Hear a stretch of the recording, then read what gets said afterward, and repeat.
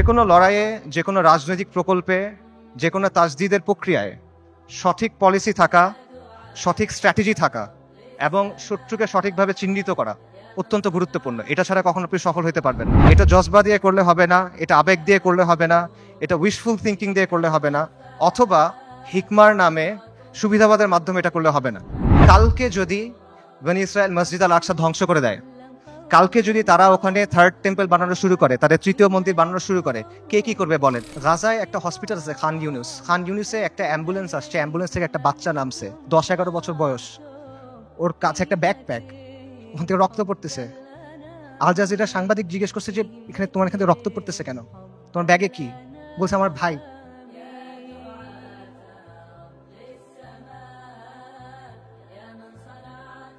বাচ্চারা, ডাক্তাররা ব্যাগ খুলে দেখছে যে একটা 5 বছর বয়সী বাচ্চার ডেড বডি, পুরা বডি নাই, ছিন্ন বিচ্ছিন্ন বডি। যারা আমাদেরকে হত্যা করতেছে, যারা আমাদের উপর আগ্রাসন চালাচ্ছে, তাদের নিয়ে আমাদের মধ্যে মুগ্ধতা কাজ করে। যারা পরাজিত জাতি, তারা সবসময় বিজয়ী জাতির অনুকরণ করে। ওয়ামা লাকুম লা তুকাতিলুনা ফি সাবিলিল্লাহ, তোমার কি হয়েছে, তোমাদের কি হলো, তোমরা কেন আল্লাহর রাস্তায় কিতাল করতেছো না? আল্লাহ সুবহানাহু ওয়া তাআলা বলেন ওয়াকাতিলুহুম হাত্তা লা তাকুনা ফিতনা, ওর সাথে কিতাল করো যতক্ষণ পর্যন্ত ফিতনা দূরীভূত না হয়। এটা স্পষ্ট। আল-কুদস উমর রাদিয়াল্লাহু আনহুর সময় কিভাবে ফাতা হয়েছে, আল-কুদস সালাহউদ্দিন আইয়ুবীর সময় কিভাবে ফাতা হয়েছে, এগুলোর মানে জটিলতার কিছু নাই, এটা স্পষ্ট উত্তর। কিন্তু এই উত্তরটা আমরা নিতে পারতেছি না। ইসরায়েলকে সবচেয়ে বেশি সামরিক সমর্থন কে দেয়? আমেরিকা। আসমান থেকে ফেরেশতা নেমে এসে আপনার জন্য জিহাদের দরজা খুলে দিবে না?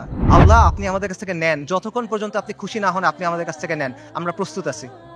এই কথাটা যখন আমরা বলতে পারবো এবং এই কথার উপর যখন আমরা আমল করতে পারবো, যখন আমরা বলবো ইয়া আল্লাহ আপনি নেন, ততক্ষণ পর্যন্ত নেন যতক্ষণ আপনি সন্তুষ্ট না হন, তারপর আপনি আমাদেরকে আল আকসা দেন, তখন আল-কুদস আপনি মুক্ত করতে পারবেন, রাগ পর্যন্ত পাবেন না। বিসমিল্লাহির রহমানির রহিম। ইন্নাল হামদুলিল্লাহ ওয়াসসালাতু ওয়াসসালামু আলা রাসূলিল্লাহ ওয়া আলা আলিহি ওয়া সাহবিহি ওয়া সাল্লামা তাসলিমান কাসীরা। আম্মা বাদ। রাব্বি ইশরাহ লি সাদরি ওয়া ইয়াসসির লি আমরি ওয়াহলুল উকদাতাম মিন লিসানি ইয়াফকাহু কওলি। ওয়া ক্বালা সুবহানাহু ওয়া তাআলা আউযু বিল্লাহি মিনাশ শাইতানির রাজীম। وما لكم لا تقاتلون في سبيل الله والمستضعفين من الرجال والنساء والولدان الذين يقولون ربنا أخرجنا من هذه القرية الظالم أهلها واجعل لنا من لدنك وليا واجعل لنا من لدنك نصيرا الذين آمنوا يقاتلون في سبيل الله والذين كفروا يقاتلون في سبيل الطاغوت فقاتلوا أولياء الشيطان إن كيد الشيطان كان ضعيفا صدق الله العظيم. আমিরুল মুমিনিন সাইয়েদনা উমর ইবনুল খাত্তাব রাদিয়াল্লাহু আনহুমা আজমাইনের খিলাফতের সময়কার কথা।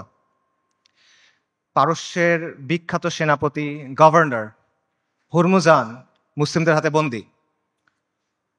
তাকে উমর ইবনুল খাত্তাবের সামনে আনা হইল। ওমর রাদিয়াল্লাহু তখন ব্যস্ত, বিভিন্ন জায়গায় তিনি মুসলিম সেনাবাহিনীকে পাঠাচ্ছেন।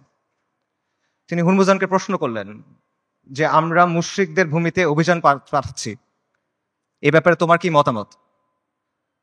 জবাবে হুরমুজান বলল, এই ভূমি এবং এই ভূমিগুলার অধিবাসীদের অবস্থা হলো একটা পাখির মতো। পাখির 2টা ডানা, 2টা পা, একটা মাথা। একটা ডানা ভেঙে ফেলবেন আর একটা ডানা থাকবে। 2টা ডানা ভেঙে ফেলবেন, পায়ের উপর ভর দিয়ে থাকবে। কিন্তু যদি মাথা কেটে ফেলেন তাহলে আর কোনো কিছু কোনো কাজে আসবে না। মুসলিমদের শত্রুদের অবস্থা হলো একটা ডানা হলো রোমের কায়সার, রোমের সম্রাট, আরেকটা ডানা হলো পারস্য, 2টা পা আর মাথা হলো খসরু।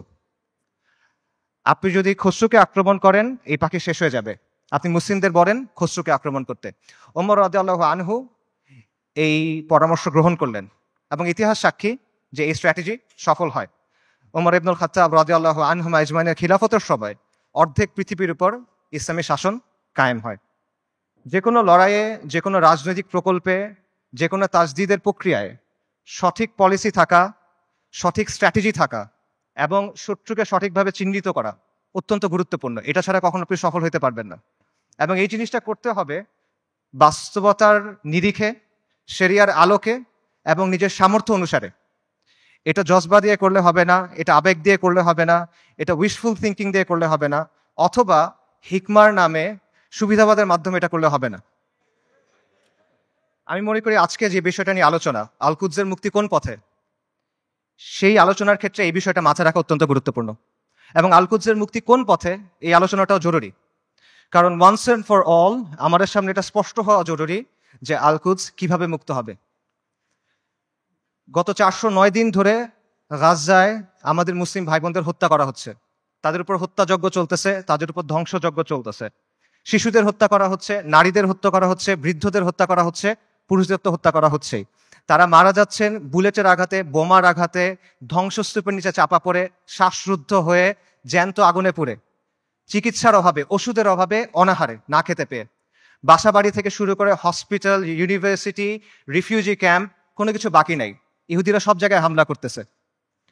আমেরিকা, পৃথিবীর top medical journal the Landsat সেটা বলছে যে গাজায় প্রায় 2 লক্ষ মানুষ মারা গেছে, কিন্তু এই সংখ্যাটা নিশ্চিত করা যাচ্ছে না, কারণ লাশগুলো ধ্বংসস্তূপের নিচে চাপা পড়ে আছে। এবং এটা পুরো পৃথিবীর কাছে স্পষ্ট যে ইহুদিরা এখানে একটা গণহত্যা চালাচ্ছে, এথনিক ক্লেন্সিং করতেছে, জাতিগত নিধন এবং জেনোসাইড চালাচ্ছে তারা।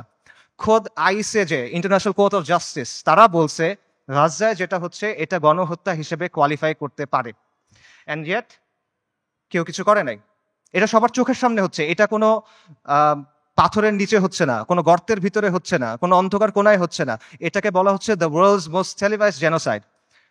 এটা লাইভ স্ট্রিমিং হচ্ছে, আপনি চোখের সামনে দেখছেন কি হচ্ছে, আপনি লাইভ আপডেট পাচ্ছে, বা কি কেউ কিছু করে নাই।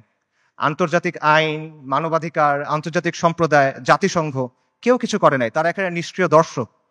আর পশ্চিমা বিশ্ব, আমেরিকা, ইউরোপ, তারা সক্রিয়ভাবে এই গণহত্যায় মদত দিচ্ছে। তারা ইসরায়েলকে অস্ত্র দিচ্ছে, তারা ইসরায়েলকে ফিনান্সিয়ালি হেল্প করতেছে, এবং তারা ইসরায়েলকে কূটনৈতিকভাবে হেল্প করতেছে। আর মুসলিম বিশ্বের মুসলিম বিশ্বের শাসকদের কি অবস্থা? তাদের অবস্থা হলো তারা একদিকে কিছু বিবৃতি দিচ্ছে, আর পেছনে তলে তলে তারা ইসরায়েলের সাথে নর্মালাইজেশন করতেছে। এটা হলো বাস্তবতা। এবং এই সব কিছুর পরে যে কথা, সেটা হলো মসজিদ আল আকসা আজকে বনু ইসরায়েলের দখলে। এটা হলো বাস্তবতা। কালকে যদি বনু ইসরায়েল মসজিদ আল আকসা ধ্বংস করে দেয়, কালকে যদি তারা ওখানে থার্ড টেম্পল বানানো শুরু করে, তাদের তৃতীয় মন্দির বানানো শুরু করে, কে কি করবে বলেন? যাদের কথা এতক্ষণ বললাম, এরা কে কি করবে? কেউ কিচ্ছু করবে না। এটা বাস্তবতা। খালাস, এর চেয়ে খারাপ আর কোনো পরিস্থিতি হইতে পারে না। কাজেই এই অবস্থায় এই প্রশ্নের উত্তরটা আমাদের কাছে স্পষ্ট হওয়া দরকার যে আল কুদসের মুক্তি কোন পথে। এবং এই প্রশ্নের উত্তর কঠিন না, এই প্রশ্নটাও সহজ, প্রশ্নের উত্তরও সহজ। আল্লাহ আজ্জা ওয়া জাল কোরআনে এই প্রশ্নের উত্তর দিয়ে দিচ্ছেন। আমাদের ইতিহাস থেকে এই প্রশ্নের উত্তর স্পষ্ট, এবং এই সময়েও, এই যুগেও, সাম্প্রতিক সময়েও এই প্রশ্নের উত্তর অনেকে আমাদের কাছে স্পষ্ট করে দিচ্ছেন। কিন্তু স্পষ্ট উত্তর, সহজ উত্তর আমরা সহজে মানতে পারি না। উত্তর অনেক সহজ, উত্তরটা নেওয়া কঠিন। সো এই জন্য এই প্রশ্নের উত্তরটা স্পষ্ট করা দরকার। আমি আসলে এই জন্যই আজকে আসছি। আমার এখানে আসার কথা ছিল না, আই হ্যাড ডিফারেন্ট প্ল্যান্স। এই সেমিনারটা আমার অ্যাটেন্ড করার কথা ছিল না। যে কয়টা কারণে অ্যাটেন্ড করা, তার অন্যতম বা প্রধান কারণ হলো যে আমার কাছে মনে হয়েছে আমি অনেক জায়গায় গেছি, অনেক কথা বলছি, বাট এই কথাগুলো বলা হয় নাই, এবং এই কথাগুলো বলা প্রয়োজন। সো এগুলো বলার জন্য আমি আসলে এখানে আসছি। এবং আজকে দেখবেন যে অনুষ্ঠানের যে অন্য টপিকগুলো আছে, সেটার সাথে আমার টপিকটা একটু ডিফারেন্ট। মূল টপিকগুলো হলো যে ইসলামের প্রস্তাবনা, সমাজের ক্ষেত্রে, রাষ্ট্রের ক্ষেত্রে। এই টপিকটা একটু ডিফারেন্ট, কারণ আমি রফিক ভাইকে বলছিলাম যে আমি সেমিনারে আসবো, বাট আমাকে এই টপিকে কথা বলতে দিতে হবে। আমি আসছি দুইটা কারণে। এক হলো আপনাদের সামনে স্পষ্ট করে দেওয়ার জন্য যে আল কুদসের মুক্তি কোন পথে, যাতে আপনাদের কোনো অজুহাত না থাকে, আপনারা যেন পরে গিয়ে বলতে না পারেন কেউ আমাদেরকে বলে নাই, আমরা জানতাম না, আমরা বুঝি নাই। এই অজুহাতটা সরায় নেওয়ার জন্য আসছি। আর আমি এই জন্য আসছি যাতে যেদিন আল্লাহ আজ্জা ওয়া জালের সামনে গিয়ে দাঁড়াইতে হবে আমার, সেদিন যেন আমি এইটুক বলতে পারি যে আমি কিছু করতে পারি নাই, কিন্তু এই কথাটা আমি আমার কমের সামনে বলছিলাম।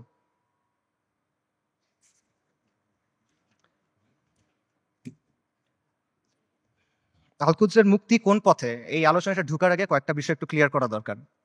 একটা বিষয় হলো যে শত্রুর নির্মমতা বা শত্রুর নিষ্ঠুরতা, এটা আসলে এখানে মূল সমস্যা না। কারণ এর চেয়েও নির্মম, এর চেয়েও নিষ্ঠুর ঘটনা আমাদের ইতিহাসে ঘটছে, এই উম্মার সাথেই ঘটছে। প্রথম ক্রুসেডের কথা চিন্তা করেন, যখন ক্রুসেডাররা জেরুজালেম দখল করে নিল 1099 সালের জুলাইয়ের 15 তারিখ, আজকে থেকে 925 বছর আগের কথা। খ্রিস্টান ইতিহাসবিদরা লিখছে যে তারা এমনভাবে ম্যাসাকার করছে যে রাস্তায় কিছু কিছু জায়গায় পায়ের গোলারি পর্যন্ত মানুষের রক্ত ছিল, আর কিছু কিছু জায়গায় রক্ত ছিল হাঁটু পর্যন্ত, মুসলিমদের রক্ত। এবং তারা জেরুজালেম পর্যন্ত যাওয়ার সময় যতগুলো শহর পার হয়েছে প্রত্যেকটা শহরে ম্যাসাকার করছে, রেপ করছে, লুট করছে, আর্সন করছে, আগুন লাগাই দিছে। এবং এখানেই শেষ না, তারা ক্যানিবালিজম করছে। ক্যানিবালিজম বুঝেন? মানুষের মাংস খাওয়া। এটা ঐতিহাসিকভাবে প্রমাণিত। সিরিয়ার উত্তর পশ্চিমে একটা শহর আছে আল মারাতুন নুমান। এই শহরে 1098 সালে খ্রিশ্চিয়ান হিস্টোরিয়ানদের লেখার মধ্যে আসে যে তারা মুসলিমদের লাশ সিদ্ধ করে খাইছে, বড়দের লাশ, প্রাপ্তবয়স্কদের লাশ এবং শিশুদের লাশ স্পিড রোস্ট করছে। স্পিড রোস্ট মানে বোঝেন? একটা বড় লোহার শিক থাকে, সেই শিকের মধ্যে একটা জন্তুকে এফর ওফর করা হয়, মনে করেন একটা কবুতর বা একটা মুরগি। তারপর এটা আগুনের উপর ঝুলানো হয় শিকটা, তারপর এটা ঘুরানো হয়, তখন আগুনটা ঝলসায় মাংসটা রান্না হয়। আপনারা অনেক সময় দেখবেন যে গ্রিল চিকেন এভাবে রান্না করে। এইভাবে মুসলিমদের শিশুদের রান্না করে খাইছে। আমি বানায় বলতেছি না। ক্যানিবলস অ্যান্ড ক্রুসেডার্স একাডেমিক পেপার আছে, খুঁজে দেখেন, সেখানে প্রাইমারি সোর্স দেওয়া আছে, 12টা খ্রিস্টান সোর্স থেকে এটা প্রমাণিত। এই ঘটনা আমাদের সাথে ঘটছে। তাতারদের কথা চিন্তা করেন, বলা হয় যে মঙ্গলরা যখন বাগদাদ আক্রমণ করছিল 40 দিন পর্যন্ত মুসলিমদের হত্যা করছে। দজলা নদীর পানি লাল আর কালো হয়ে গেছে। লাল হলো মুসলিমদের রক্তে, কালো হলো সবকিছু পুরাই দিছে, ছাই গিয়ে নদীর পানিতে মিশছে, পানি কালো হয়ে গেছে। নবী সাল্লাল্লাহু আলাইহি ওয়াসাল্লামের সময়ের কথা চিন্তা করেন। খাব্বাব ইবনে আরাদ রাদিয়াল্লাহু তাআলা আনহু, তিনি রাসূলুল্লাহ সাল্লাল্লাহু আলাইহি ওয়াসাল্লামের সাথে এসে যখন কথা বলতেছেন, রাসূলুল্লাহ বলতেছেন যে তোমাদের আগে এমন উম্মাত ছিল যাদের হাড় থেকে মাংস লোহার চিরুনি দিয়ে আলাদা করা হয়েছে, তাদের মাথা থেকে দ্বিখণ্ডিত করা হয়েছে, এবং সাহাবীদের উপর তো অনেক অত্যাচার নির্যাতন হয়েছে, এটা আমরা জানি। কাজেই অত্যাচার নির্যাতন এটা এখানে মূল ইস্যুটা না। আমার কথা ভুল বুঝবেন না, আমি বলতেছি না যে আমাদের গাজার ভাই বোনরা তারা যেই কুরবানি করতেছেন, যে কষ্ট করতেছে, আমি এটা ডাউন প্লে করতেছি না। I am saying this just to put this things into perspective. মানে বিষয়টা বোঝা যে এইটা আগে ঘটেনি এমন না, এরকম ঘটনা আগেও ঘটছে। সমস্যা এখানে না, সমস্যা অন্য জায়গায়। সমস্যাটা হলো যে ক্রুসেডারদের সময় যখন আগ্রাসন হয়েছে, তাতারদের সময় যখন আগ্রাসন হয়েছে, তখন মুসলিমরা ক্রুসেডারদের সামরিক শক্তিকে সমীহ করত। তারা তাতারদের যে হিংস্রতা, এটা নিয়ে কনসার্ন ছিল, কিন্তু ওদের নিয়ে ফ্যাসিনেশন ছিল না, তাদের নিয়ে মুগ্ধতা ছিল না। আপনি তাদের লেখা যদি পড়ে দেখেন, দেখবেন যে ক্রুসেডের সময় যেসব মুসলিম হিস্টোরিয়ানরা লিখছেন, তারা ক্রুসেডারদের নিয়ে মজা করতেছে যে তাদের কাজকর্ম এমন কেন, তাদের বিশ্বাস এমন কেন, তাদের কালচার এমন কেন। তাতারদের সময় একটা বিখ্যাত ঘটনা আছে, অনেক আলেমদের আলোচনায় শুনবেন, যে হুলাকু খানের মেয়ে, বলা হয় হুলাকু খানের মেয়ে, তাতারদের নেতার মেয়ে বাগদাদ শহরে বের হয়েছে। সে একজন আলেমকে দেখছে, তাকে গিয়ে প্রশ্ন করতেছে, এই তোমাদের কোরআনে না লেখা আছে আল্লাহ তোমাদের বিজয়ী করবেন, আল্লাহ তোমাদের কর্তৃত্ব দিবেন, তোমরা সম্মানিত হবা? আর এটা কোরআন তো ভুল, কারণ আমরা তোমাদের উপরে কর্তৃত্ব করতেছি, তোমরা আমাদের অধীনস্থ। তখন সেই আলেম বলছেন যে রাখাল যখন ভেড়া নিয়ে যায় তখন সাথে কিছু কুকুর নিয়ে যায়, গার্ড ডগস। কেন নেয়? কারণ ভেড়া যখন পাল থেকে বের হয়ে যায় তখন কুকুর ছেড়ে দিতে হয়, কুকুরের ধাওয়া খেয়ে ভেড়াগুলো আবার পালে ফেরত আসে। তোমরা তাচাররা হলো এই কুকুর। আল্লাহ তোমাদেরকে পাঠাইছেন কারণ আমরা দিন থেকে সরে গেছি, তোমাদের ধাওয়া খেয়ে আমরা দিনের দিকে যখন ফিরবো তখন যিনি তোমাদের ছাড়ছেন তিনি তোমাদের আবার বেঁধে ফেলবেন। সুবহানাল্লাহ। আন্ডারস্ট্যান্ডিংটা খুব ক্লিয়ার। তাদের মধ্যে অনুশোচনা ছিল, দুঃখ ছিল, কিন্তু কোনো কনফিউশন ছিল না, শত্রুকে নিয়ে মুগ্ধতা ছিল না। তারা এটা ক্লিয়ার ছিল যে আমরা দিন থেকে সরছি, এই জন্য আজকে আমাদের এই অবস্থা, আমাদের দিনে ফেরত আসতে হবে। কিন্তু আমাদের আজকের কি অবস্থা? আমাদের অবস্থাটা কমপ্লিটলি ডিফারেন্ট। যারা আমাদেরকে হত্যা করতেছে, যারা আমাদের উপর আগ্রাসন চালাচ্ছে, তাদের নিয়ে আমাদের মধ্যে মুগ্ধতা কাজ করে, তাদের নিয়ে আমাদের মধ্যে ফ্যাসিনেশন কাজ করে, এবং আমরা মনে করি যে আমরা আরো বেশি করে কুফারের মতো হইতে হবে, আমাদের কুফারের অনুকরণ করতে হবে, তাহলে মনে হয় আমরা জিততে পারবো, তাহলে মনে হয় আমাদের দুরবস্থা যাবে। এবং আমরা মনে করি যে কুফারের যে তন্ত্রমন্ত্র আছে, কুফারের যে বাদ মতবাদ আছে, এগুলোর মাধ্যমে মনে হয় দিনের খেদমত হবে। আমরা এটা চিন্তা করতেছি। এগুলো কেন হচ্ছে? কারণ শত্রুর দিন নিয়ে আমাদের মধ্যে মুগ্ধতা আছে, আর আমাদের দিন নিয়ে আমাদের মধ্যে আছে হীনম্মন্যতা। ইবনু খালদুন একটা কথা বলছেন যে the vanquish always imitates the victor. যারা পরাজিত জাতি তারা সবসময় বিজয়ী জাতির অনুকরণ করে। এক্স্যাক্টলি সেম জিনিসটা এখানে হচ্ছে। ক্রুসেডের সময়, মঙ্গলদের আগ্রাসনের সময় আমরা সামরিক এবং রাজনৈতিকভাবে পরাজিত ছিলাম, কিন্তু আদর্শিকভাবে পরাজিত ছিলাম না। এখন আমরা সামরিক রাজনৈতিকভাবে পরাজিত, আমরা আদর্শিকভাবে পরাজিত, আমরা মনস্তাত্ত্বিকভাবে পরাজিত। এই কারণে সহজ যে উত্তর, সহজ যে সমাধান, এটা আমরা গ্রহণ করতে পারি না। আল-কুদসের মুক্তি কোন পথে হবে? আল-কুদসের মুক্তি হবে জিহাদের মাধ্যমে, কিতালের মাধ্যমে, তরবারির ধারালো অগ্রভাগ দিয়ে আল-কুদস মুক্ত হবে, আর কোনো কিছু দিয়ে হবে না। আল্লাহ আযজা ওয়া জাল কোরআনে বলছেন আল-কুদসের জন্য আপনার করণীয় কি?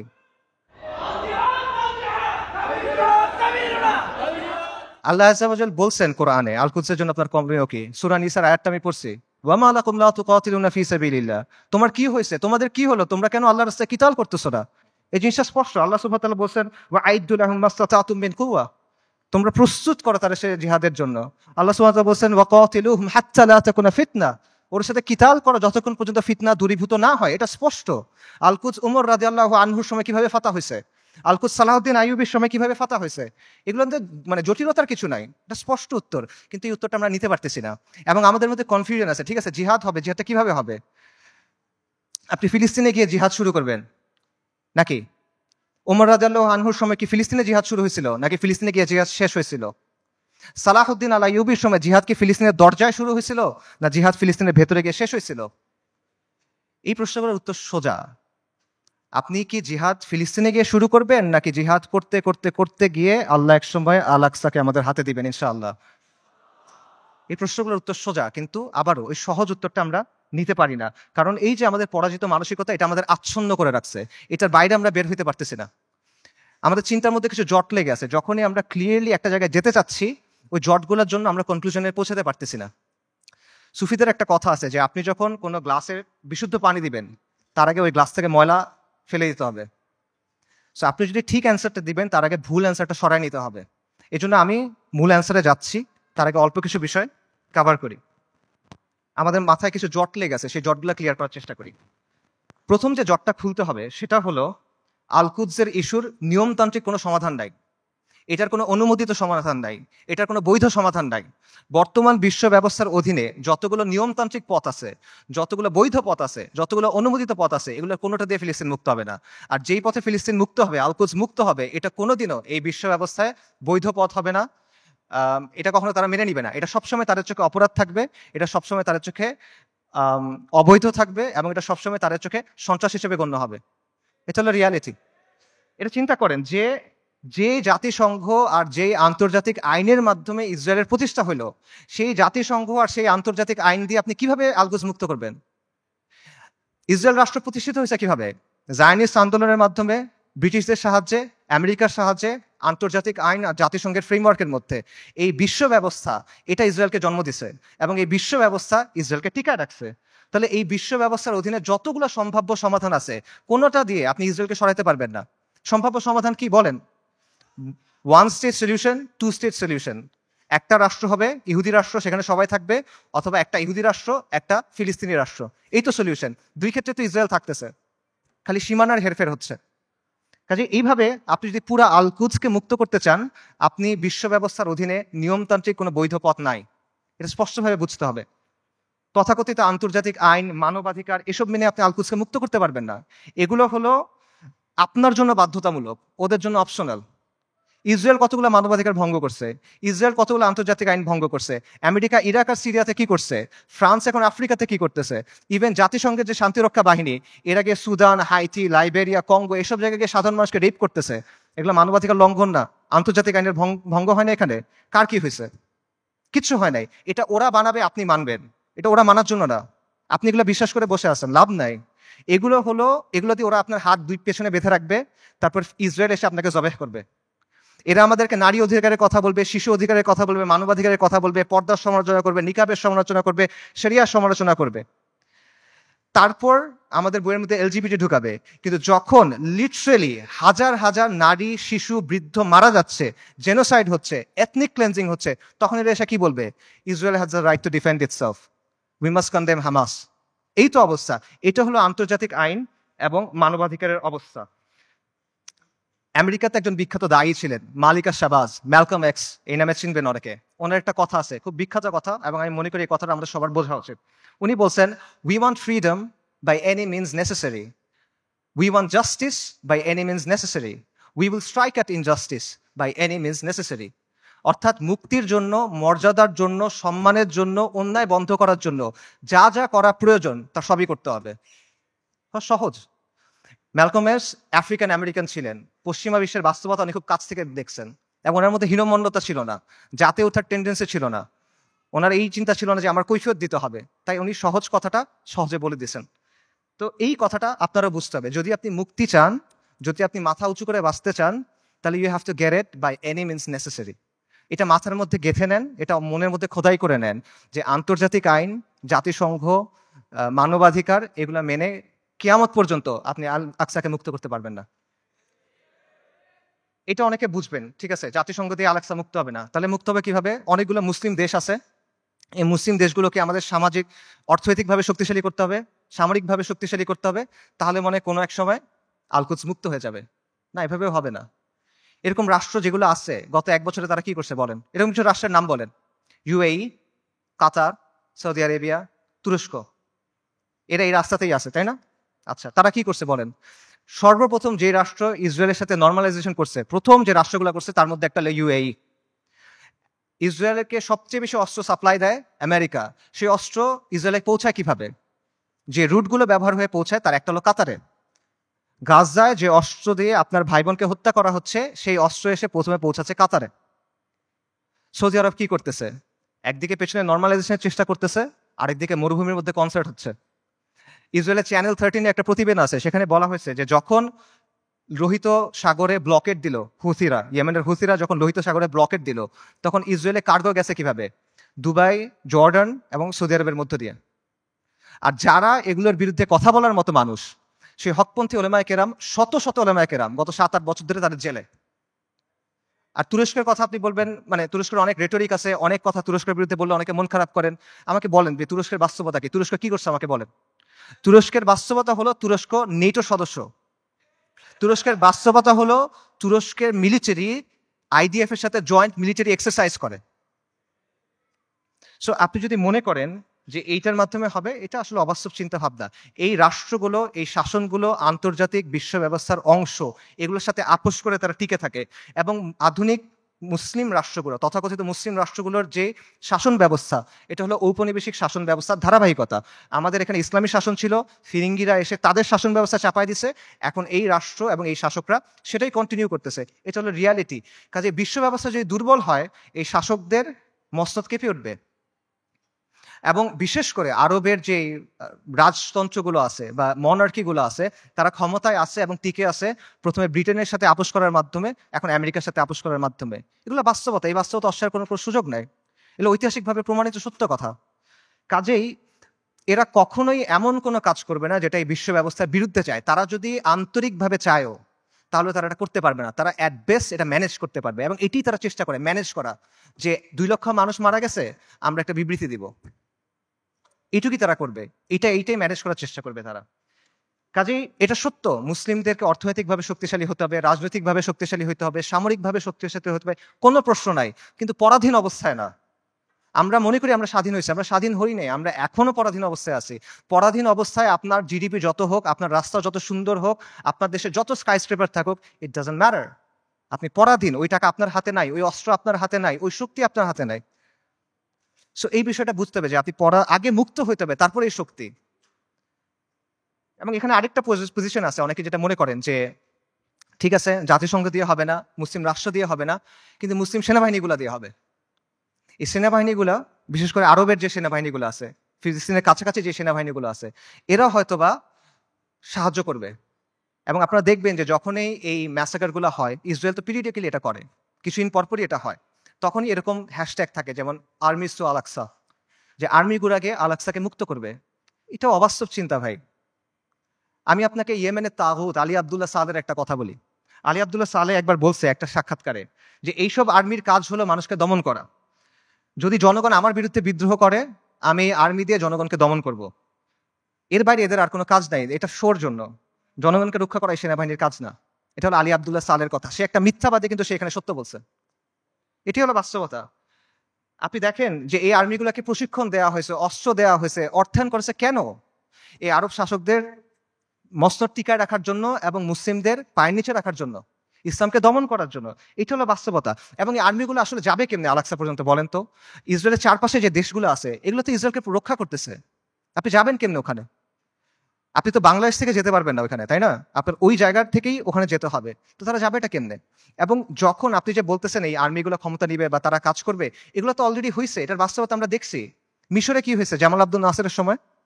জামাল আব্দুল নাসের ইখওয়ানুল মুসলিমিন বা মুসলিম ব্রাদারহুডের সাথে একটা ওয়াদা করছিল, কোরআনের উপর হাত রেখে সে ওয়াদা করছে যে মুসলিম ব্রাদারহুড রাস্তায় আন্দোলন করবে, রাজপথে আন্দোলন করবে, জনমত গঠন করবে। জামাল আব্দুল নাসের আর তার বন্ধুরা সেনাবাহিনীর মধ্যে কু করবে, সামরিক অভ্যুত্থান করবে। তারপর তারা ক্ষমতায় যাবে, ক্ষমতায় গিয়ে কোরআনের শাসন প্রতিষ্ঠা করবে। কোরআনের উপর হাত রেখে ওয়াদা করছে। কু হয়েছে, মুসলিম ব্রাদারহুড তার ওয়াদা পূরণ করছে, সে ক্ষমতায় গেছে, ক্ষমতায় গিয়ে কি করছে? গায়রুল্লাহর আইন দিয়ে শাসন করছে, মুসলিম ব্রাদারহুডকে জবে করছে। উস্তাদ সাইদ কুতুব রাহিমুল্লাহ সহ অনেক মানুষকে তারা শহীদ করে দিছে। এটা হলো বাস্তবতা। এরা যখন আসে তখন কি করে, এটা চোখের সামনে আসে। কাজেই আরব রাষ্ট্রগুলো বা এই রাষ্ট্রগুলোর যে শাসন ব্যবস্থা, যে শাসকরা আছে, এরা হলো ইসরায়েলের ঘনিষ্ঠতম মিত্র। আর এই বাহিনীগুলো হয় ইসরায়েলের বর্ডার গার্ড অথবা জাতিসংঘের ভাড়াটে সৈন্য। এটা হলো বাস্তবতা। সো এদেরকে দিয়ে আপনি ফিলিস্তিন মুক্ত করবেন, এটা ডিলিউশন ভাই। এবার আসেন ইরানের কথায়। আমরা অনেকে মনে করি যে ইরান ফিলিস্তিনকে মুক্ত করবে। আল-কুদসের মুক্তি ইরানের মূল উদ্দেশ্য না। ইরানের মূল উদ্দেশ্য হলো মধ্যপ্রাচ্যে শিয়াদের যে ক্ষমতা, এটা বৃদ্ধি করা। শিয়া অ্যাক্সিস বলে যেটাকে। এবং এটা সে করবে অ্যাট ইয়োর কস্ট। একটা কথা আছে গেম থিওরিতে, জিরো সাম গেম, যে তার শক্তি যত বাড়বে আপনার শক্তি তত কমবে। এটা বাস্তবতা। ইরানের সাথে ইসরায়েলের স্বার্থের দ্বন্দ্ব আছে, ইরানের সাথে আমেরিকার স্বার্থের দ্বন্দ্ব আছে, কিন্তু তার মানে কিন্তু ইরানের সাথে আপনারও দ্বন্দ্ব আছে। যে ইরান আজকে ফিলিস্তিনের মুক্তি করার জন্য বুলি আওড়াচ্ছে, তারাই আজকে সিরিয়াতে আহলুস সুন্নাহ ওয়াল জামাকে হত্যা করতেছে। তারাই আজকে আহওয়াজে আহলুস সুন্নাহ ওয়াল জামাকে হত্যা করতেছে। তারা ইরাকে আহলুস সুন্নাহ ওয়াল জামাকে হত্যা করছে, এখন নির্যাতন করতেছে। এটা হলো বাস্তবতা। ইরানের স্বার্থ আর আহলুস সুন্নাহ ওয়াল জামার স্বার্থ কখনোই এক না। ইরান সক্রিয়ভাবে এই মুহূর্তে আহলুস সুন্নাহ ওয়াল জামার সাথে যুদ্ধে লিপ্ত। এই মুহূর্তে, আগে কখনো ছিল, পরে কখনো এগুলো বলছে না, অ্যাট দিস মোমেন্ট তারা আমাদের সাথে যুদ্ধে লিপ্ত। অ্যাট দিস মোমেন্ট তারা আমাদের হত্যা করতেছে। আমেরিকা যখন আফগানিস্তানে আক্রমণ করছে, আমেরিকা যখন ইরাকে আক্রমণ করছে, ইরান তাদেরকে সহায়তা করছে। এটা তাদের মুখের কথা, এটা আমি বানায় বলতেছি না, আপনারা গিয়ে চেক করেন। মুহাম্মদ খাতামি ইরানের প্রেসিডেন্ট ছিল 97 থেকে 2005 পর্যন্ত সম্ভবত। তার একটা বক্তব্য আছে যে তালিবানের বিরুদ্ধে আমরা আমেরিকাকে সাহায্য করছি। স্পষ্ট বক্তব্য আছে তাদের, এটা লুকোছাপার কিছু না। এবং সবচেয়ে বড় যে বিষয়টা, ইরানের ব্যাপারে সতর্ক হওয়ার সবচেয়ে বড় কারণ হলো যে তাদের সাথে আমাদের আকীদার দ্বন্দ্ব আছে, তাওহীদের ব্যাপারে দ্বন্দ্ব আছে। তারা আল্লাহর উলুহিয়াত, আল্লাহর রুবুবিয়াত, আল্লাহর সিফাতের ব্যাপারে শিরক করে। তারা আমাদের মা আয়েশা রাদিয়াল্লাহু তাআলা আনহার ব্যাপারে জঘন্য কথা বলে, যেটা কোনোদিন কিয়ামত পর্যন্ত মানা সম্ভব না আমাদের পক্ষে। তারা সাহাবায়ে কেরাম রাদিয়াল্লাহু তাআলা আনহুম আজমাইনকে তাকফির করে, এটা কোনোদিন পর্যন্ত মানা সম্ভব না। এগুলো কোনো ফুরুই বিষয় না ভাই। এই জিনিস মেনে আপনি কোনো কিছু করতে পারবেন না। আল্লাহ আল-কুদসকে এই শিরকের সাথে এই করে আপনি মুক্ত করতে পারবেন না। ইরানকে আপনার দেখতে হবে ক্রুসেডের সময়ে উবাইদি সাম্রাজ্যের মতো করে। ক্রুসেডের সময়ে একটা সাম্রাজ্য ছিল, উবাইদি সাম্রাজ্য। এটাকে আপনারা অনেকে ফাতেমি খিলাফত নামে চিনেন। এরা আকীদাতে ছিল ইসমাইলি শিয়া, মানে ইমামি শিয়াদের চেয়েও খারাপ, বাতেনি এরা, ইসমাইলি শিয়া। তারাও জেরুজালেমকে মুক্ত করার কথা বলতো, তারাও ঐক্যের কথা বলতো, কিন্তু ইতিহাস খুলে দেখেন তাদের ভূমিকা কি ছিল, আহলুস সুন্নাহর সাথে তাদের ভূমিকাটা কি ছিল, এটা ইতিহাস খুলে দেখেন। এবং এটা শুধু তখন না, এখনো এবং এর আগেও ছিল এরকমই। কাজেই ইরানকে আপনার উবাইদিদের একটা আধুনিক সংস্করণ হিসেবে দেখতে হবে।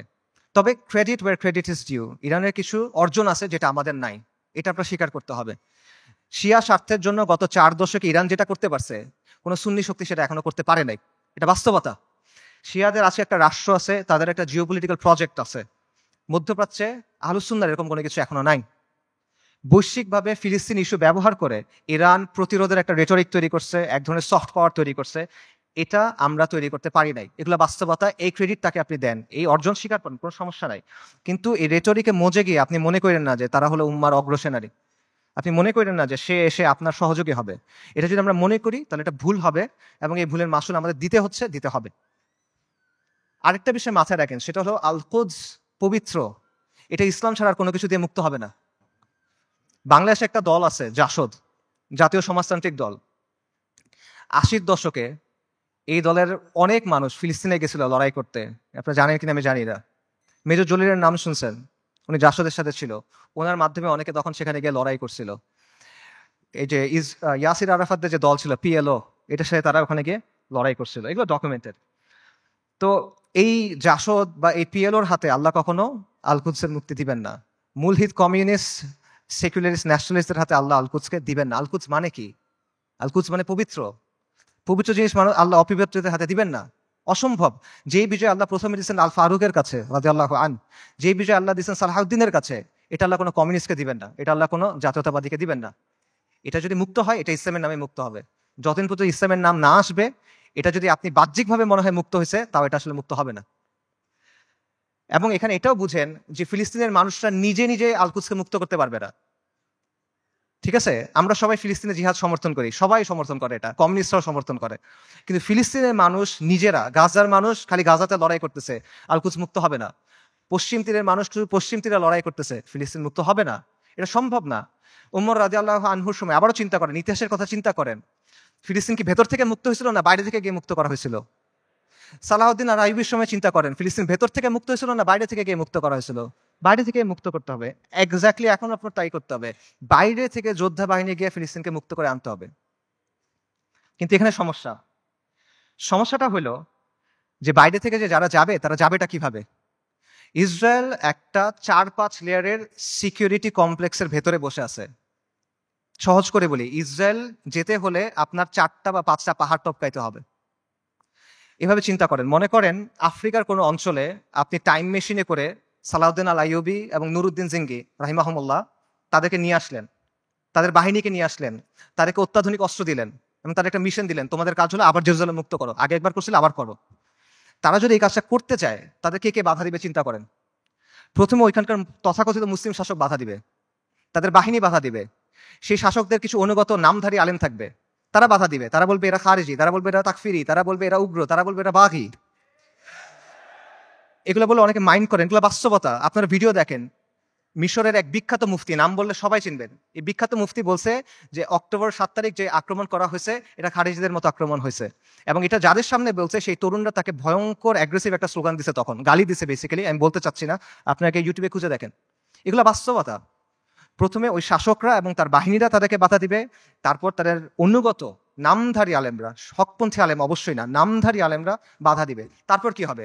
তারপর আন্তর্জাতিক বিশ্ব আসবে, এসে স্যাংশন দেওয়ার চেষ্টা করবে, নিন্দা প্রস্তাব জানাবে। তারপর যদি কোনোভাবে তারা আগাইতে পারে, তাদের গিয়ে মোকাবেলা করতে হবে কাদের সাথে? ইসরায়েলকে ঘিরে রাখা আরব দেশগুলা এবং সেগুলোর শাসক এবং সেগুলোর সেনাবাহিনীর সাথে। এগুলো যদি আপনি ক্রস করেন, তখন আপনার লড়াই করতে হবে আমেরিকার সাথে, তারপর আপনি ইসরায়েলের সাথে ফাইট করতে পারবেন, তার আগে না। এটা হলো বাস্তবতা।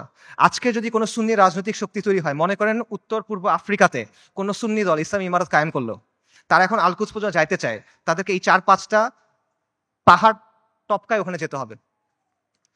কাজেই আল-কুদসের মুক্তির যে ইস্যু, এটা কোনো নির্দিষ্ট অঞ্চলের ইস্যু না, এটা কোনো লোকাল ইস্যু না, এটা একটা গ্লোবাল ইস্যু।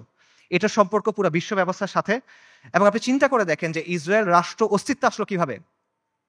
1947 সালে যখন দ্বিতীয় বিশ্বযুদ্ধ শেষ হইল, যখন মিত্রবাহিনী যুদ্ধে জিতলো, যখন আমেরিকার নেতৃত্বে নতুন বিশ্ব ব্যবস্থা তৈরি হইল, তখন ইসরায়েল রাষ্ট্রের জন্ম হয়েছে। কাজেই যেই আল-কুদস দখল হওয়ার সাথে ইসরায়েল রাষ্ট্র প্রতিষ্ঠিত হওয়ার সাথে সম্পর্ক এই বিশ্ব ব্যবস্থার। কাজে আপনি যদি আল-কুদসকে মুক্ত করতে চান, আপনি যদি ইসরায়েলের মোকাবেলা করতে চান, এই বিশ্ব ব্যবস্থাকে আপনার পরাজিত করতে হবে। এর সহজ কোনো উপায় নেই আসলে। আর যখন আপনি বিশ্ব ব্যবস্থাকে চেঞ্জ করতে যাবেন, ওটা কিরকম হবে? এটাকে একটা নিট অ্যান্ড ক্লিন প্রক্রিয়া হবে? সহজ প্রক্রিয়া হবে না, একটা রক্তাক্ত প্রক্রিয়া হবে, ব্রুটাল প্রক্রিয়া হবে। পরিবর্তন যত বেশি হয়, সেটা তত বেশি প্রক্রিয়াটা, পদ্ধতিটা তত বেশি রুক্ষ হয়, তত বেশি কঠিন হয়। এটা হলো বাস্তবতা। পৃথিবীর ইতিহাসে কোনো পলিটিক্যাল সিস্টেমের পরিবর্তন শান্তিপূর্ণভাবে হয় নাই।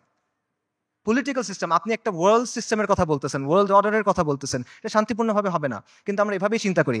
আমি চিন্তা করি আমার চাকরি ঠিক থাকবে, আমার ক্যারিয়ার ঠিক থাকবে, আমার স্ট্যান্ডার্ড অফ লিভিং ঠিক থাকবে, সব কিছু ঠিক থাকবে, জিডিপি ঠিক থাকবে, আমার দেশের ইনকাম পার ক্যাপিটা ঠিক থাকবে, মাঝখান দিয়ে আল-কুদস মুক্ত হয়ে যাবে। এভাবে হবে না।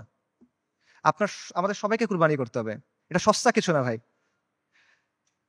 এটা আপনি সেকুলার ইতিহাস দেখেন, ওয়াহির আলোকে দেখেন, আকলের দিক দিয়ে দেখেন, বাস্তবতার আলোকে দেখেন, আপনি এভাবে মুক্ত করতে পারবেন না। এই পুরো বিশ্ব ব্যবস্থার পরিবর্তনের সাথে এটা জড়িত। আমি সামারি করি, আমি অনেকগুলো না না না না বললাম, সেই নাগুলো সামারি করি। বর্তমান বিশ্ব ব্যবস্থার অনুমোদিত কোনো পথে আল-কুদস মুক্ত হবে না। জাতিসংঘ, আন্তর্জাতিক আইন, মানবাধিকার, এগুলা দিয়ে আল-কুদস মুক্ত হবে না। মুসলিম বিশ্বের শাসক এবং তাদের অধীনস্থ যে সেনাবাহিনী, এদেরকে দিয়ে আল-কুদস মুক্ত হবে না। ইরানের যে অক্ষ, এটার মাধ্যমে আল-কুদস মুক্ত হবে না। আল-কুদসের অধিবাসীরা একা একা নিজেরা চেষ্টা করে ভেতর থেকে আল-কুদসকে মুক্ত করতে পারবে না, তাকে অবশ্যই বাইরে থেকে হেল্প করতে হবে। কিন্তু বাইরে থেকে কেউ যদি হেল্প করতে যায়, তারা 4 থেকে 5টা পাহাড় ডিঙায় যেতে হবে। কাজেই ফিলিস্তিনের মুক্তির বিষয়টা এই বিশ্ব ব্যবস্থার পরিবর্তন করা বা বিশ্ব ব্যবস্থাকে দুর্বল করার সাথে সম্পর্কিত। আল-কুদসকে মুক্ত করতে হলে অবশ্যই এই বিশ্ব ব্যবস্থাকে দুর্বল হইতে হবে, নইলে এটা সম্ভব না, ইল্লা মাশা আল্লাহ। এবং অবধারিত হবে এই ক্ষেত্রে আপনার অরাজকতা, অস্থিতিশীলতা এবং রক্তক্ষয়ী একটা প্রক্রিয়ার মধ্যে যেতে হবে। এগুলো হলো বাস্তবতা। তাহলে আল কুদসের মুক্তি কিভাবে, সমাধান কিভাবে? আমি বলছি আল কুদসের মুক্তি কিতালের মাধ্যমে, জিহাদের মাধ্যমে। এটা আপনারাও জানতেন অনেকে। আজকে এখানে আসার আগে আপনারা অনেকে এটা মনে করতেন যে হ্যাঁ, জিহাদের মাধ্যমে আল কুদস মুক্ত হবে। শুধু আপনারা না, যেই ছেলেটা মদ খায়, যে মেয়েটা বয়ফ্রেন্ড নিয়ে ঘুরে, সেও দেখেন মনে করে যে আল কুদস যুদ্ধের মাধ্যমে মুক্তি হবে। আমেরিকার যে কমিউনিস্টরা আছে, যে এলজিবিটি অ্যাক্টিভিস্টরা আছে, এদের মধ্যে অনেকে মনে করে আল কুদস যুদ্ধ ছাড়া মুক্ত হবে না। আপনারা দেখবেন যে ওদের অনেকে স্লোগান দেয়, from the river to the sea Palestine will be free. তারা এটা বলে। তারা মনে করে 7ই অক্টোবরের অ্যাটাককে তারা প্রশংসা করে। তারা মনে করে এটা হলো ডিকলোনাইজেশন হচ্ছে, ডিকলোনাইজেশন সবচেয়ে ভালো রূপ এটা। তো তার বুঝ আর আপনার বুঝে তফাৎ কি? তফাৎটা হলো যে আপনি মনে করছেন যুদ্ধ দিয়ে মুক্ত হবে, আপনার কাছে উত্তরটা আছে, আপনার কাছে গন্তব্যটা আছে, কিন্তু গন্তব্য পর্যন্ত কিভাবে যাবেন এটা আপনি জানেন না। আপনি একটা অঙ্কের উত্তরটা আপনি মুখস্থ জানেন বা কেউ আপনাকে বলে দিচ্ছে, আপনি এটা লিখছেন, কিন্তু আপনি অঙ্কটা মিলাই আনতে পারতেছেন না। এটা হলো সমস্যাটা। সো এই কথাগুলো এতক্ষণ আমি যেটা বললাম, যে আমি যে বললাম এইভাবে হবে না, এইভাবে হবে না, এইভাবে হবে না, এটা বলার কারণটা হলো ওই চিন্তার জটগুলো খুলে দেওয়া, যাতে করে আপনার চিন্তাটা স্পষ্ট হয়। আল কুদসকে মুক্ত করতে হলে অবশ্যই জিহাদ করতে হবে, এবং এটা একটা উম্মা কেন্দ্রিক প্রচেষ্টা হতে হবে। এটা কোনো নির্দিষ্ট এক জায়গায় করে আপনি করতে পারবেন না। জিহাদটা শুরু ফিলিস্তিনে হবে না, এটা শেষটা ফিলিস্তিনে গিয়ে হবে। ইতিহাসে এভাবেই বারবার হয়েছে। ওমর ইবনুল খাত্তাবের সময় কি হয়েছিল চিন্তা করেন, সালাহউদ্দিন আল আইয়ুবের সময় কি হয়েছিল চিন্তা করেন। শুরুটা কখনোই ফিলিস্তিনে হয় নাই, শেষটা ফিলিস্তিনে গিয়ে হয়েছে। এবং এই জন্য প্রথমে মুসলিম মেজরিটি দেশগুলো আছে, সেগুলোকে আপনার স্বাধীন করতে হবে। সেকুলার সিস্টেম থেকে বের হয়ে সেখানে ইসলামী শরিয়া আনতে হবে। We must replace this tyrannical puppets with man of god.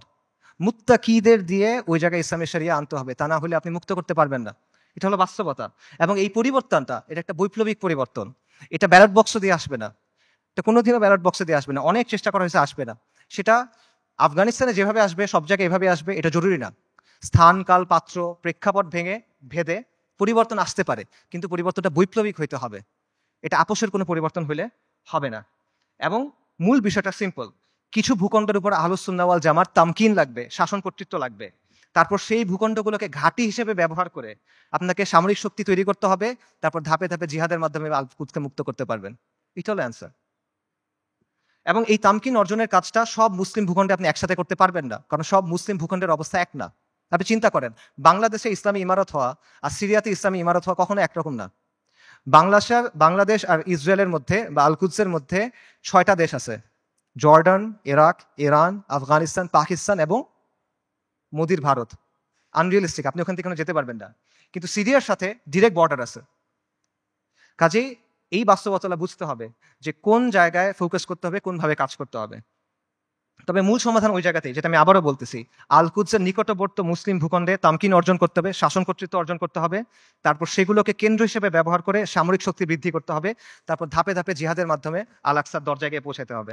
এটা আপনাদের অনেকের কাছে মনে হতে পারে যে ফ্যান্টাসি, আপনাদের অনেক কাছে মনে হতে পারে যে এটা অনেক কঠিন একটা সলিউশন, কিন্তু এটাই সবচেয়ে প্র্যাগম্যাটিক সলিউশন। এবং এটার উদাহরণ ইতিহাস থেকে আছে। আমি আবারও বলতেছি, উমর রাদিয়াল্লাহু আনহুর সময় চিন্তা করেন কিভাবে মুসলিমরা আল আকসা মুক্ত করছিল। প্রথমে মদিনার উপরে শাসন কর্তৃত্ব তামকিন, তারপর জাজিরাতুল আরবের উপরে, তারপর সিরিয়ার কিছু অঞ্চলে, তারপর আল আকসায়। সালাউদ্দিন আইয়ুবীর সময় কিভাবে হয়েছে, সিরিয়ার কিছু অঞ্চলে, তারপর মিশরে, তারপর আল আকসায়। এভাবেই হয়েছে। এবং আপনি যদি বলেন যে এটা তো ঠিক আছে, অনেক আগে হয়েছে, বর্তমান সময়ে এভাবে হবে কিনা, বর্তমান সময়েও হবে। আপনার সামনে উদাহরণ আছে। ইরানের কথা চিন্তা করেন। ইরানের ব্যাপারে আমরা বলছি যে ইরানের মাধ্যমে এটা মুক্তি হবে না, ইরানের স্বার্থ আমাদের স্বার্থ এক না, ইত্যাদি। বাকি গত 1 বছরে কেউ যদি ইসরায়েলের সাথে কিছু লড়াই করে থাকে, 2-1টা গুলিও করে থাকে, এটা কে করছে? ইরানই তো করছে। তো এই যে প্রতিরোধ করার সামর্থ্য, সেটা অর্জন করলো কিভাবে? তারা 3টা বা 4টা জায়গাকে ব্যবহার করে এটা করছে। একটা হলো তেহরান মানে ইরান, একটা হলো লেবাননে হিজবুল্লাহ বা হিজবুল শয়তান, একটা হলো ইয়েমেনে হুথিরা, আর একটা হলো ইরাকে তাদের যে মিলিশিয়াগুলো আছে আল বদর ব্রিগেড। এর মাধ্যমে তো তারা এটা করছে। তো এই শক্তিটা তারা তৈরি করছে কিভাবে? নিয়মতান্ত্রিক ভাবে করছে। আমাদের অনেক ভাই একই সাথে নিয়মতান্ত্রিক পদ্ধতির ফ্যান, আবার তারা ইরানেরও ফ্যান। এই জিনিসটা সায়েন্স আমি এখনো বুঝতে পারি নাই। ইরানের এই ক্ষমতাটা তৈরি হয়েছে কিভাবে? 79-এ একটা বিপ্লবের মাধ্যমে খোমেনি ক্ষমতায় আসছে। তারপর 80-র দশকে তারা লেবাননে গিয়ে IRGC, যেটা ইসলামিক রেভলিউশনারি গার্ড কর্পস, ঠিক আছে, ইরানের যেটা, তারা গিয়ে লেবাননের যে শিয়া ফ্যাকশনগুলো ছিল সেগুলোকে একত্রিত করছে, তাদেরকে প্রশিক্ষণ দিছে, তাদেরকে ট্রেনিং দিছে। এইটা পরবর্তী থেকে হিজবুল্লাহতে পরিণত হয়েছে। এবং হিজবুল্লাহ কি কোনো নিয়মতান্ত্রিক দল? এটা একটা ডেজিগনেটেড টেররিস্ট অর্গানাইজেশন। খুঁজে দেখেন ইয়েমেনে হুথিরা কিভাবে তৈরি হয়েছে। হুথিদেরকে গিয়ে অর্থ দিছে, প্রশিক্ষণ দিছে, অস্ত্র দিছে কারা? ইরান। হুথিরা কি ডেজিগনেটেড টেররিস্ট দল? সো এই বাস্তবতা আপনার চোখের সামনে আছে, এবং এটা কোনোটা কিন্তু নিয়মতান্ত্রিক মাধ্যমে হয় নাই। এরা শক্তির মাধ্যমে ক্ষমতায় আসছে, শক্তির মাধ্যমে জায়গা করে দিছে, এবং নিজেদের পলিটিক্যাল এজেন্ডা দিয়ে তারা করছে। আমি বলতেছি না রাফিদারের মাধ্যমে ফিলিস্তিন মুক্ত হবে, আমি আবারও ক্লিয়ার করতেছি। আমি জাস্ট আপনাদের এক্সাম্পল দিচ্ছি যে কিভাবে বর্তমান সময়েও এই প্রসেস কাজ করে, কিভাবে তামকিন অর্জনের পরে ধাপে ধাপে আপনি শক্তি অর্জন করতে পারবেন এবং এর প্রতিরোধ করার ক্যাপাসিটি অর্জন করতে পারবেন। এবং এটার আরো অনেক উদাহরণ আছে। বিশ্ব ব্যবস্থাকে চ্যালেঞ্জ করে কিউবা টিকে নাই, বিশ্ব ব্যবস্থাকে চ্যালেঞ্জ করে নর্থ কোরিয়া টিকে নাই, ল্যাটিন আমেরিকার বিভিন্ন রেজিম বিভিন্ন সময় টিকে ছিল না। উদাহরণ শিয়ারদের কাছ থেকে নেওয়ার দরকার নাই, আপনি পারস্য বিজেতা উমর ইবনুল খাত্তাবের কাছ থেকে উদাহরণ নেন, আপনি আহলুস সুন্নাহ ওয়াল জামার গর্ব নুরুদ্দিন সিংহি, সালাউদ্দিন আইয়ুবির কাছ থেকে উদাহরণ নেন, সমস্যা নাই তো। তারা সবাই কি করছে দেখেন, যেই কথাটা আমি বলছি তারা সবাই এটাই করছে। তারা প্রথমে একটা জায়গায় তামকিন অর্জন করছেন, শাসন কর্তৃত্ব অর্জন করছেন, তারপর সামরিক শক্তি বৃদ্ধি করছেন, তারপর ধাপে ধাপে আল কুদস পর্যন্ত গেছেন জিহাদ করতে করতে। এটার বাইরে আর কোনো প্র্যাগম্যাটিক সলিউশন নাই। এটাই সবচেয়ে বাস্তবসম্মত পদ্ধতি, এটাই সবচেয়ে টাইম টেস্টেড পদ্ধতি, এটা হিস্টোরিক্যালি প্রুভেন পদ্ধতি, এটা শরিয়া সম্মত পদ্ধতি, এটা আকল সম্মত পদ্ধতি। এটা কঠিন পদ্ধতি, এটা রুক্ষ পদ্ধতি, বিপদ সংকল পদ্ধতি, কোনো ডাউট নাই, এটা সহজ পথ না। কিন্তু সহজ পথ নেওয়ার নাম তো ভাই বাস্তববাদী হওয়া না। বাস্তববাদী হলো যেটা করা প্রয়োজন সেটা করা। আপনি একটা গন্তব্যে যাবেন, একটা সহজ পথ একটা কঠিন পথ, সহজ পথ আপনাকে আরেক জায়গায় নিয়ে যাবে, আপনি ওটা নিলে তো হইল না। আমরা কিন্তু বাস্তববাদিতার নামে অতীতে অনেক পদ্ধতি গ্রহণ করছি, এখনো করে যাচ্ছি। এগুলো আমাদের কি দিছে ভাই? কি অর্জন দিছে আমাদের বলেন? জিল্লতি ছাড়া আমাদের কি অর্জন দিছে বলেন? এবং দিন থেকে আমরা সরে গেছি। আরো এক্সাম্পল দেখেন, চীনের কথা মনে করেন। চীন যে গ্লোবাল সুপার পাওয়ার হয়েছে কিভাবে হয়েছে ভাই? লিবারাল ডেমোক্রেসি মেনে হয়েছে, মানবাধিকার মেনে হয়েছে। একটা ভায়োলেন্ট রেভলিউশনের মাধ্যমে চাইনিজ কমিউনিস্ট পার্টি শাসন কর্তৃত্ব অর্জন করছে, তামকিন অর্জন করছে। তারপর একটা ওয়ান পার্টি স্টেট বানাইছে, ব্রুটালি শক্ত হাতে শাসন করছে, আজকে সে আমেরিকার কন্টেন্ডার হয়েছে। এটা বাস্তবতা ভাই। চীন, তারা কি বিশ্বাস করতে যে জনগণ সব ক্ষমতার উৎস? চীনের বিপ্লবের যাকে স্থপতি বলা হয় মাও সেতুং, তার একটা বিখ্যাত উক্তি আছে, সেটা হলো বন্দুকের নল ক্ষমতার উৎস। পাওয়ার comes from the barrel of the gun. এটা বাস্তবতা। এই বাস্তবতা, political power comes from the barrel of the gun, এটা দুনিয়ার বাস্তবতা। আপনি বাস্তবতা বুঝার পরে বাস্তবসম্মত পলিসি নিতে পারেন। এবং আপনাকে ওই যেটা বলছিলাম, এই পলিসি আপনার নিতে হবে বাস্তবতার নিরিখে, শরিয়ার আলোকে এবং নিজের সামর্থ্য অনুসারে, এবং আপনার শত্রুকে আপনার চিনতে হবে। আমরা শুরুতে হরমুজানের কথা বলছিলাম। মুসলিমদের শত্রুদের তুলনা হলো পাখির মতো। পাখির দুটা ডানা, দুটা পা, একটা মাথা। আজকে 1400 বছর পর্যন্ত ডানা একটা ভেঙে ফেলবেন আর একটা ডানা থেকে যাবে, দুটা ডানা ভেঙে ফেলবেন পা থেকে যাবে, মাথা কেটে ফেলবেন পাখি শেষ, রাইট? তা আজকে 1400 বছর পরে বাস্তবতা কি? মুসলিমদের শত্রুদের অবস্থা একটা পাখির মতো। এক ডানা নেটো, এক ডানা ইসরায়েল, দুই পা হলো এই আরব বিশ্বের শাসকেরা, মাথাকে আমেরিকা। ইসরায়েলকে সবচেয়ে বেশি সামরিক সমর্থন কে দেয়? আমেরিকা। ইসরায়েলকে সবচেয়ে বেশি অর্থনৈতিক সমর্থন কে দেয়? ইসরায়েলকে সবচেয়ে বেশি রাজনৈতিক সমর্থন কে দেয়? বারবার জাতিসংঘের সিকিউরিটি কাউন্সিলে ভেটো কে দেয়? এই শাসকদের মসনদ কে টিকায় রাখে? কাজেই আমেরিকাকে রাজি খুশি রেখে, আমেরিকার মনের মতো করে, আমেরিকার বানানো ছকে খেলে, তাদের ঠিক করা নিয়ম মেনে কোনোদিন পর আল কুদস মুক্ত হবে না। এটা পসিবল না। আপনার আমেরিকার কথা চিন্তা করেন, গত 1 বছর ধরে তাদের সাথে যেই ঘটনাগুলো ঘটতেছে সেগুলোর কথা চিন্তা করেন। আপনি ওই ছেলেটার কথা চিন্তা করেন, হাফেজ, আপনারা ভিডিও দেখছেন, রিফিউজি ক্যাম্পের ভিতরে আগুনে পড়ে মারা গেছে। ছেলেটার নাম ছিল শাবান, কোরআনে হাফেজ, সফটওয়্যার ইঞ্জিনিয়ারিং নিয়ে পড়তেছিল। আপনারা রুহ রিমের কথা চিন্তা করেন, ওই যে ছোট্ট মেয়েটা বিল্ডিং ধসে গেছে, মারা গেছে, তার দাদা তার ডেড বডি বুকে নিয়ে বলতেছে রেম রোহ। তার কথা চিন্তা করেন, তাদের কষ্টের কথা চিন্তা করেন। আপনি ওই বাবার কথা চিন্তা করেন যে সে বিস্কিট কিনতে গেছিল বাচ্চার জন্য, ফিরে এসে দেখে তার স্ত্রী সন্তান মারা গেছে। সে কান্না করতেছে আর বিস্কিটটা বাচ্চার হাতে দিয়ে বলছে, বাবা তুমি এটা নিয়ে যাও। আপনি মার কথা চিন্তা করেন যে বাচ্চার জন্য আটা আনতে গেছে, কারণ বাচ্চা ক্ষুধায় কাঁদতেছে, বুঝে না তো, আটা আনতে গেছে, এসে দেখে সবাই মারা গেছে। আপনি হিন্দ রজাবের কথা চিন্তা করেন, 6 বছর বয়সী মেয়ে। ওরা গাজা থেকে পালায় যাওয়ার চেষ্টা করতেছিল 7 জন পুরা ফ্যামিলিতে। ইসরায়েলি ট্যাঙ্ক ওদের ঘিরে ফেলছে, গুলি করছে, সবাই মারা গেছে, ও বেঁচে আছে। তখন রেড ক্রিসেন্টে ফোন করছে, অডিও কলটা ইউটিউবে আছে, আপনারা শুনতে পারবেন। ও বলছে যে আমাকে তোমরা বাঁচাও, আমার খুব ভয় লাগতেছে।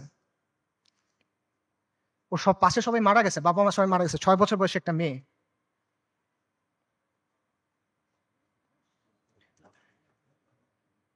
এবং শেষ পর্যন্ত 12 দিন পরে ওর ডেড বডি যখন পাওয়া গেছে, দেখা গেছে ওর পুরো ফ্যামিলির ডেড বডি, আর ওর আশেপাশে যে প্যারামেডিক গুলা ওকে বাঁচাতে আসছিল তারাও মারা গেছে, তাদেরকে মেরে ফেলছে ইসরায়েলিরা। ওই 3 বোনের কথা চিন্তা করেন, 3 বোন 3টা ছবি। প্রথম ছবিটা হলো যুদ্ধের আগে, 3 বোন সেলফি তুলছে হাসি খুশি। পরের ছবিটা হলো যুদ্ধের সময়, 2 বোন, পেছনে ধ্বংসস্তূপ, 1 বোন মারা গেছে।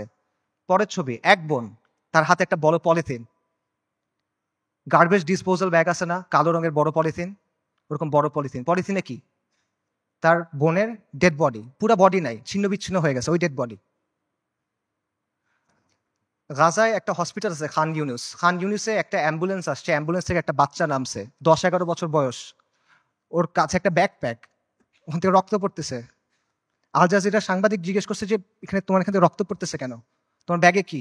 বলছে আমার ভাই।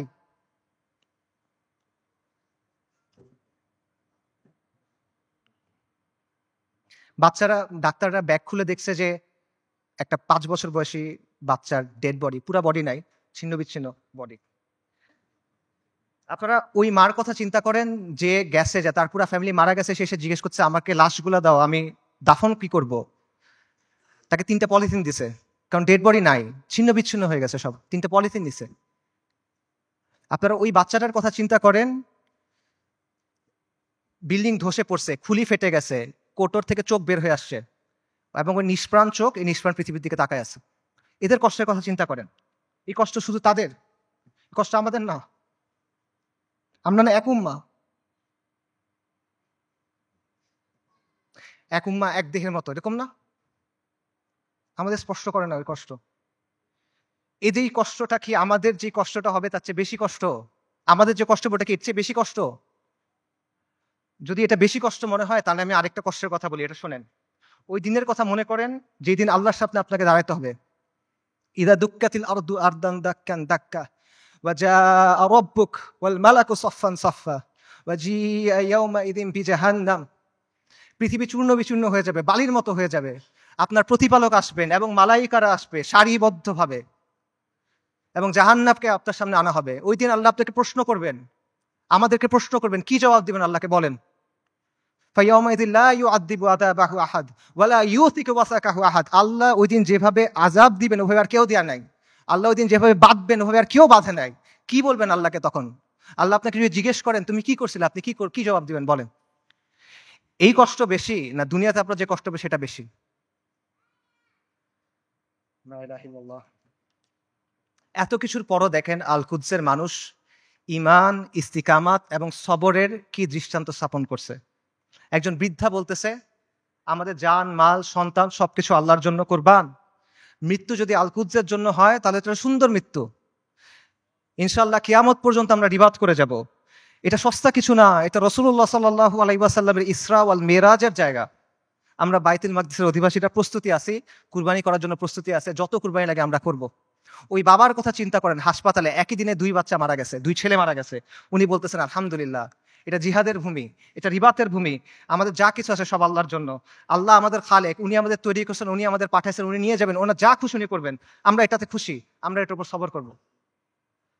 বান্দা যখন বিপদের মধ্যে পড়ে, ওলামায়ে কেরাম হাদিসের আলোকে বলছেন যে বান্দা যখন বিপদের মধ্যে পড়ে তখন আল্লাহ এটার মাধ্যমে তার সগীরা গুনাহগুলো মাফ করে দেন, অথবা তাকে পরিশুদ্ধ করেন, কারণ আল্লাহ তাকে আখিরাতে বড় পুরস্কার দিতে চান। আমি মনে করি আমাদের গাজার ভাই বোনদের সাথে, ফিলিস্তিনের ভাই বোনদের সাথে এই বিষয়টাই হইতেছে। ইনশাআল্লাহ তাআলা আল্লাহ তাদেরকে জান্নাতুল ফিরদৌস আলার জন্য প্রস্তুত করতেছেন। আমি মনে করি আল্লাহ এই বান্দাদের উপর রাজি খুশি হয়ে যাবেন ইনশাআল্লাহ তাআলা। লক্ষের উপরে শহীদ, আলহামদুলিল্লাহ, এটা উম্মতে মুহাম্মদের গর্ব। আমাদের মৃতরা জান্নাতে ইনশাআল্লাহ, ওদের মৃতরা জাহান্নামে। আল্লাহু মাওলানা ওয়ালা মাওলা লাহুম।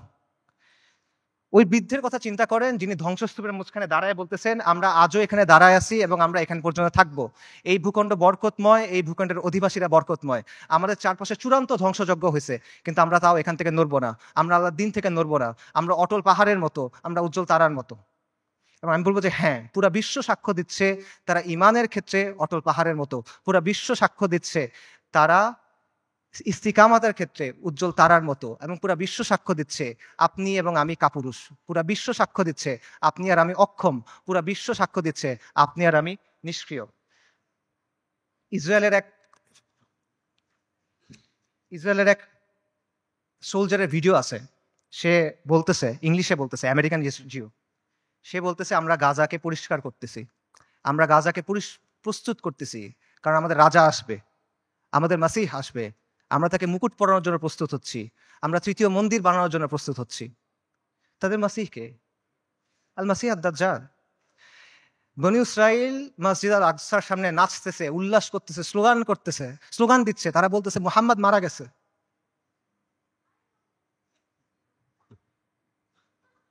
আল্লাহুম্মা সাল্লি ওয়া সাল্লিম আলা নবিয়িনা মুহাম্মদ। এটা কি অবস্থা ভাই? এই জিনিসটা মানা সহজ নাকি আল-কুদসের জন্য ফাইট করা সহজ? এই পথটা আমাদের কাছে অনেক বেশি কঠিন মনে হইতেছে। কোন পথটা আমাদের কাছে বেশি কঠিন মনে হয় এটা ঠিক করে দিবে যে আমাদের ইমানের অবস্থাটা আসলে কি। নবী সাল্লাল্লাহু আলাইহি ওয়াসাল্লাম তার হাদিসে বলছেন, আমি হাদিসের তর্জমা বলতেছি, ইবনে উমর রাদিয়াল্লাহু তাআলা আনহু থেকে বর্ণিত, রাসূলুল্লাহ সাল্লাল্লাহু আলাইহি ওয়াসাল্লাম বলছেন, যখন তোমরা ইনার পদ্ধতিতে ব্যবসা করবে, গরুর লেজ আঁকড়ে ধরবে, কৃষিকাজে সন্তুষ্ট থাকবে এবং জিহাদ ছেড়ে দিবে, তখন আল্লাহ তোমাদের উপর লাঞ্ছনা এবং অপমান চাপায় দিবেন। সাদাকা রাসূলুল্লাহ। এর চেয়ে বড় লাঞ্ছনা আর এর চেয়ে বড় অপমান কি আছে? আর নবী সাল্লাল্লাহু আলাইহি ওয়াসাল্লাম বলছেন, এই অবস্থা ততক্ষণ থাকবে যতক্ষণ না পর্যন্ত তোমরা তোমাদের দ্বীনে ফেরত আসো। সুনান আবু দাউদের হাদিস। আল-কুদস জিহাদের মাধ্যমে মুক্ত হবে, কিন্তু এই জিহাদের দরজা কেউ এসে আপনার জন্য খুলে দিবে না। আসমান থেকে ফেরেশতা নেমে এসে আপনার জন্য জিহাদের দরজা খুলে দিবে না। জিহাদের দরজা খুলতে হবে তাওহীদ আর হাদিদের শক্তি দিয়ে। খুলতে হবে না, ভাঙতে হবে এটা। এই রাস্তা আপনি মনে করতেছেন আল-কুদস পর্যন্ত আপনার জন্য একটা লাল গালিচা বিধানো রাস্তা তৈরি করে দিবে যে ভাই আমি আল-কুদসে গিয়ে জিহাদ করব। না, আপনার রক্ত, আপনার হাড়, আপনার মাংস, লাশের শাড়ি, খুলির পাহাড় পার হয়ে আপনার আল-আকসা যাইতে হবে। এটা ছাড়া আর কোনো অপশন নাই। আল-কুদসের দাম অনেক বেশি, এটা সস্তা না। বাইতুল মাকদিসের মানুষরা বলে দিছে, আল্লাহ আপনি আমাদের কাছ থেকে নেন, যতক্ষণ পর্যন্ত আপনি খুশি না হন আপনি আমাদের কাছ থেকে নেন, আমরা প্রস্তুত আছি। এই কথাটা যখন আমরা বলতে পারবো এবং এই কথার উপর যখন আমরা আমল করতে পারবো, যখন আমরা বলবো ইয়া আল্লাহ আপনি নেন, ততক্ষণ পর্যন্ত নেন যতক্ষণ আপনি সন্তুষ্ট না হন, তারপর আপনি আমাদেরকে আল-আকসা দেন, তখন আল-কুদস আপনি মুক্ত করতে পারবেন, আগ পর্যন্ত পাবেন না। আল-কুদস এমন এক দুলহান যার মাহার আমাদের রক্ত। আল-কুদস এমন এক দুলহান যার মাহার আমাদের রক্ত। মাহার পরিশোধ করা ছাড়া কোনো বিকল্প নাই, কোনো বিকল্প নাই। আল্লাহ আযজা ওয়া জাল্লা আল-কুদসকে মুক্ত করার প্রক্রিয়ায় শামিল হওয়ার তৌফিক দান করেন। আল্লাহ আমাদের তৌফিক দান করেন আল-কুদসকে মুক্ত করার। আল্লাহ আমাদের দুনিয়ার ভালোবাসার মৃত্যুকে অপছন্দ করার অসুখ থেকে মুক্ত করে দেন। আল্লাহ আমাদের মসজিদ আল আকসাতে সালাত আদায় করার তৌফিক দান করেন। আল্লাহ আমাদের চোখগুলোকে প্রশান্তি দেন। আল্লাহ আমাদেরকে খাইবারের মতো একটা দিন দেখান। আল্লাহ আমাদের বনু কুরাইযার মতো একটা দিন দেখান। আল্লাহ আমাদেরকে বনু কুরাইযার মতো একটা দিন দেখান। আল্লাহ আমাদের ক্ষমা করে দেন। আল্লাহ আমাদের মাফ করে দেন। আল্লাহ আমাদের নিফাক দূর করে দেন। আল্লাহ আমাদের নিষ্ক্রিয়তা দূর করে দেন। আল্লাহুম্মা মানসুরুল মুজাহিদিন ফি ফিলিস্তিন। আল্লাহুম্মা মানসুরুল মুজাহিদিন ফি গাজ্জা। আল্লাহুম্মা মানসুরুল মুজাহিদিন ফি বিলাদিশ শাম। আল্লাহুম্মা মানসুরুল মুজাহিদিন ফিল ইয়ামান। আল্লাহুম্মা মানসুরুল মুজাহিদিন ফিস সোমাল। আল্লাহুম্মা মানসুরুল মুজাহিদিন ফি কুল্লি মাকান।